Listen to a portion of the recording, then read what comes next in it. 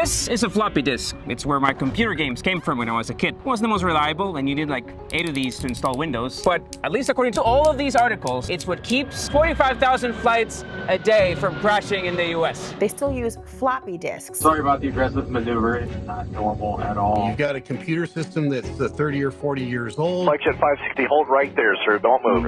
How'd that happen? Should passengers be worried? 76% of the FAA's air traffic control systems are in some form of unsustainable or potentially unsustainable status. There are unsustainable systems across every branch: navigation, weather, communications. Yeah, so who would want to be an air traffic controller? 41% of air traffic controllers are working 6-hour weeks, 10-hour schedules, they're burnt out, and having to deal with Windows 95 can't be helping. While America's flight incidents pile up this year, Europe is using AI and even augmented reality for flight control towers. So why is America's $1.8 trillion commercial aviation industry stuck on Cold War technology? Can't we just get it upgraded? Aren't there like startups looking at this stuff? Well, the answer is actually hidden in those floppy disks, in the broken radars, and in one fatal FAA technicality that Americans are still paying the price for today. If I was a regular citizen and I knew about this, I would not fly. So if you're afraid of flying, grab a blanket, buckle up, because this horror story is way worse than you thought. Let's first understand the job of an air traffic controller and how much of your safety on a plane depends on them. So for this story, I'm gonna use the most common flight in the US, LAX to San Francisco. Our trip is gonna take us to these 5 phases, starting with leaving the airport. Now, while your plane sits on the tarmac and the runway, it's LAX's job to make sure that it doesn't crash with other planes on the ground. It happens more than you think. You have my personal apologies about this. The Southwest plane about to land and quickly take off as the other aircraft cross the runway. To do their job, controllers at LAX are gonna use a system called ASDX,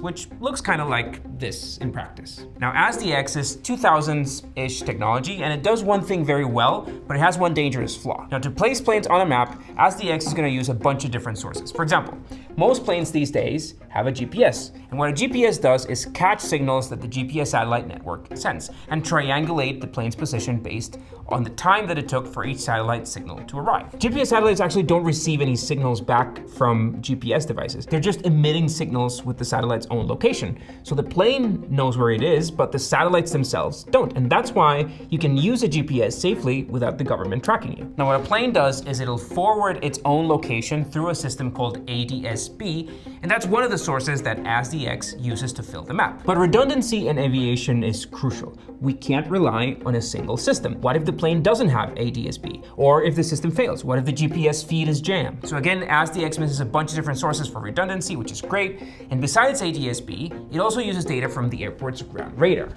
So, ground radars are there to detect cars and maybe other planes that don't have ADS-B. There's a big flaw in this ASDX system, which is that even if this redundancy exists, if the ground radar fails, the system falls apart. This radar system, known as ASDX, has been out for days at a time in the last year and a half. One or both of these SMR radars were out of service for more than 1,600 hours in 2018. Now there's a solution to this. It's a new system called ASSC, which operates on the same principle but doesn't break apart if the ground radar is down. It can even work without a ground radar. San Francisco International, where we're headed, has ASSC, and so do these 9 airports across the US. All of those were upgraded on a 2012 contract worth $120 million, but the FAA just hasn't had the budget to expand this to more airports. Now, the rest of the major airports in the US still run on this ASDX system, which the FAA judges as enough to protect them. But back to our trip, let's just assume that LAX got this issue sorted out. Let's just buckle up and continue our journey. Now, after the plane takes off, the tower's gonna hand it off to a TRACON. TRACONs are in charge of managing traffic at low altitudes around airports, usually departing or arriving. For our trip, we're gonna be under the supervision of the Southern California TRACON, the busiest in the country. And since we're leaving, our pilot's gonna be in touch with SoCal departure. This is one of the most complicated and delicate ATC jobs because they deal with queues of planes flying at very low altitudes at a critical moment of the flight around airports, around cities. As aircraft get closer to each other in a terminal environment, these systems tend to have fairly large rates of undesirable alerts. Their control tower isn't even at the airport. It's not even a tower, actually. It's just this building in San Diego. And it uses a system called STARS, which is modern, Kinda. I have personally been utilizing stars for over 12 years, so I'm a big fan. We're bringing them the most modern thing that exists in the United States now. This is an FAA video, by the way, so technically that would make these guys paid actors. If this United aircraft here, which is simulated, were to disappear off my radar screen, I could very simply mark that spot by doing multifunction D-splat and then slew on the aircraft and hit enter. And here on the screen, it tells me the latitude and longitude of that exact spot on the screen. 8 to 12 players, 2 wizards, a maverick, the arbiter, 2 warriors, a corporal, and a ledgerman. Now the ledgerman just keeps score, and he wears this hat. Oh boy. Now STARS, just like ASDX, takes radar inputs from a bunch of sources and radars to allow air traffic controllers to guide and line up planes as they leave or they approach airports. STARS is an upgrade from an older system called CARTS.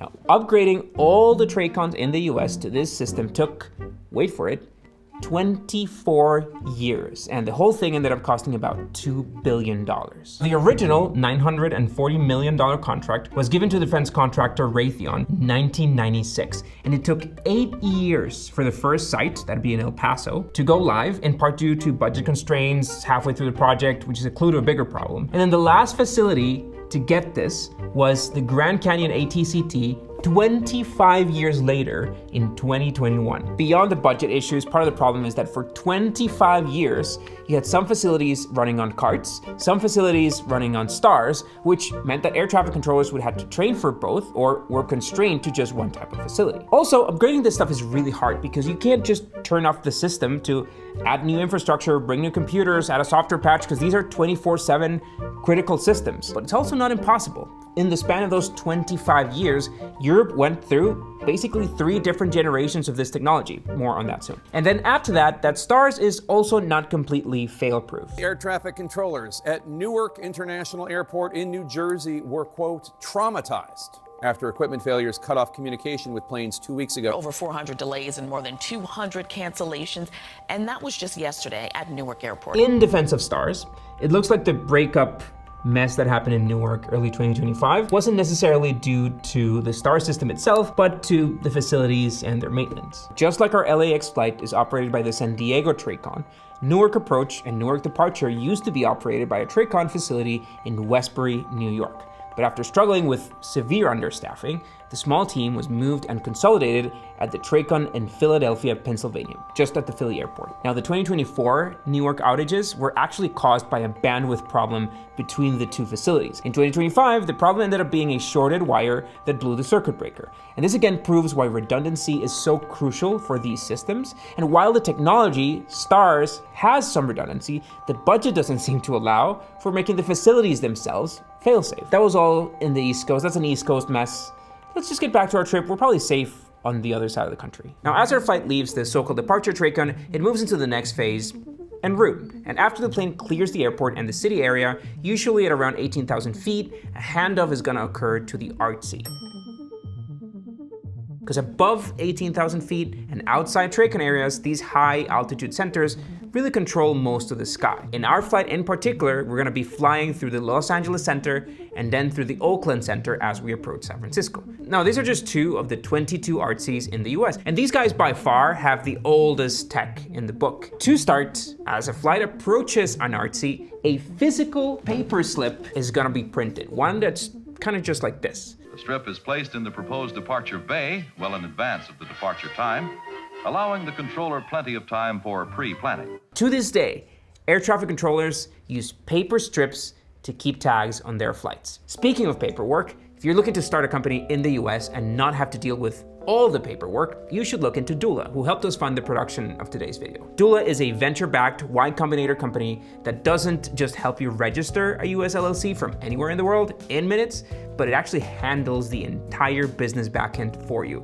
from your sales taxes to registrations to business tax filings to bookkeeping to e-commerce analytics, and even help you set up a US bank account through their partners. They even include free consultations as you get started to walk you through the entire process if you've never done it before, if you don't feel comfortable, people. They're by your side every step of the way. Dula calls itself a business in a box, and they're on this mission to help 1 billion entrepreneurs turn their dream idea into their dream US business and democratize access to the US financial ecosystem. They already serve over 10,000 happy customers in over 175 countries with thousands of incredible reviews of their experience. If you're just filing for an LLC, that starts at just $297 plus state fees, but their business in a box plan, which includes everything that I just mentioned, starts at just $329 a month or just $249 a month if you pay annually. You can start a US business from anywhere in the world and keep it compliant with Dula. Just grab the code DULA-SLIDEBEAN10 to get 10% off on any of their plans. Just grab the link in the description or snap this QR code here. Okay, so paperwork. According to many air traffic controllers, the paper slips are actually useful to keep tags on flights, to take notes directly on them. While countries around the world have most certainly switched to the digital versions of these things, American air traffic controllers are still stuck with prints. And paper is old school. I'm actually gonna let it slide because I guess it's useful to take notes, but I'm much more worried about their radio systems. Because Los Angeles Center, as well as every single RC in the country, is stuck with VSCS. Now, though this UI was clearly designed in a different century, air traffic controllers manage all communication with the ground and with the air using this thing. It was deployed in the 90s and it hasn't been updated since. The FAA has budgeted $274 million in emergency money, basically just to sustain completely obsolete switches through 2030 because there's basically no hope to get a new system installed before then. A contractor called Harris Corporation was hired to do an upgrade to voice over IP, but after burning through around $160 million, the contract fell apart due to delays from the government side and from the contractor simply not being able to deliver on what was required. Now, since Los Angeles Center sees the sky above most of California, for example, a SpaceX launch that was scheduled in July had to be pushed because a power outage knocked out the communication system. Los Angeles Center also uses a system called WMSCR to disseminate weather information. This report from 2005 said that the system was unsustainable because it was completely obsolete. 2005 was 20 years ago, despite what your millennial brain tells you. Now, if WMSCR failed while we're flying under the supervision of the Los Angeles Center, it would basically mean that we would lose all weather or turbulence warnings for our flight. More critically, altimeters in a plane need to be adjusted mid-flight because of the varying atmospheric pressure. So if the altimeter is off as we land, we might end up short of the runway. And so for systems like this is that the FAA has had to resort to buying stuff on eBay, because where else can you source 30-year-old parts? The plan to replace it, called the NWP, has also been stuck in bureaucracy and budget constraints. But this isn't even the worst case. I mentioned earlier that the 2024 report by the Government Accountability Office had found dozens of systems with unsustainable status. It not only found systems that were 30 years old, there wasn't any budget allocated to replace them. Now, the government's report doesn't specify which system is which, so which are the faulty 30-year-old no budget to replace systems. Maybe it's just too scary to know, but I'll give you the list here. All of these reports and articles from the press on the FAA using floppy disks and Windows 95, they all come from this NPR story. Now, there was no real way of knowing which systems in air traffic control required floppy disks, or if they were the primary systems or the backups. I did find that the floppy thing might have been a bit exaggerated, because it looks like the floppy/Windows 95 system that's still in use today is real, it exists. It's a system called IDS-4, which is a console that displays notifications on hazards and weather, but it's a non-essential system. Now, there are 2,200 systems across 400 locations in the US, and the company that runs or supports these systems is called Systems Atlanta. And they let in a few clues about how old those systems are, because on the website they mentioned that they upgraded the system to support the Y2K bug and that they provide the reconfiguration data including disks. So yes, I'm pretty sure that this stuff does run on floppy, but this was not an easy answer to find. Thank you to the guys from Our Aviation for kind of giving us the right answer, because none of the news articles that I read, hundreds of them, none of them reported what the actual floppy or Windows 95 system was. But let's just ignore that. Let's just assume it's a sunny California day and stick with our flight. We're almost there. As we move north, our flight moves from the Los Angeles Center to the Oakland Center, another ARTC that oversees this region. Same issues and equipment as the previous one. Now, as we approach SFO, San Francisco Airport, we'll be handed off once again to the approach TRACON, which is gonna be the Northern California TRACON. It's gonna help us get lined up to land in San Francisco. Now, this exact approach to this airport is the set of another particular incident involving Alltech, which almost became the biggest aviation accident in history, and it has to do with a report called the Notam. The FAA sends out these advisory messages to airports and pilots about conditions that could impact their air travel. Some of the most common include runway hazards and closures, obstructions like an air show or a rocket launch. In 2023, the entire US airspace had to be shut down because the Notam system crashed. And the problem was caused by one of the contractors that was in charge of maintaining the system, a company called Spatial Front. And apparently during a routine update, one of the engineers replaced the wrong file during the upgrade, which forced all the US airspace to be shut down for over an hour. Almost 33,000 flights got delayed in the morning of January 11th and for days after the incident. And here's how an actual Notam report looks. Try and read this while you're piloting a plane. But back to the almost biggest airplane crash in history. Because you see, San Francisco International has two runways it regularly uses for landings, 28L and 28R, left and right.